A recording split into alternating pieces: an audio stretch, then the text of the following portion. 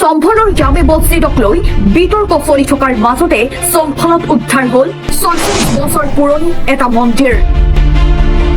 মন্দিৰটোৰ ভিতৰত পোৱা গ'ল হনুমান মন্দিৰ মূৰ্তি লগতে শিৱলিংগ।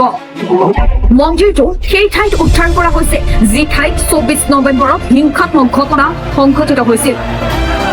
হিংসাৰে জৰ্জৰিত মুছলমান অধ্যুষিত অঞ্চলটোত কেনেদৰে ৪৬ বছৰ পুৰণি এই মন্দিৰটো উদ্ধাৰ কৰা হৈছে সেই কথা জানিলে আচৰিত হ'ব আপুনি।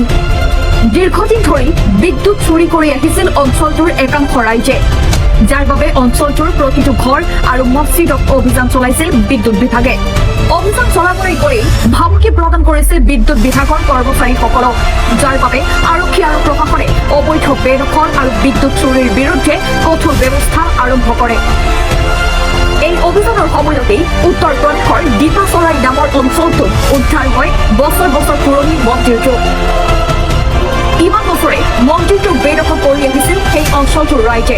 জানিব পৰা মতে ৪৬ বছৰ পূৰ্বে হিন্দু লোকে বসবাস কৰিছিল সেই অঞ্চলটোত, কিন্তু সময়ৰ গতিত সেই ঠাইৰ পৰা পলাবলৈ আৰম্ভ কৰিছিল হিন্দুসকলে, যাৰ বাবে তলা লগাই দিয়া হৈছিল মন্দিৰটোত। প্ৰায় ৩ দশক ধৰি বন্ধ হৈ থকা এই মন্দিৰটো বৰ্তমান মুকলি কৰি দিয়া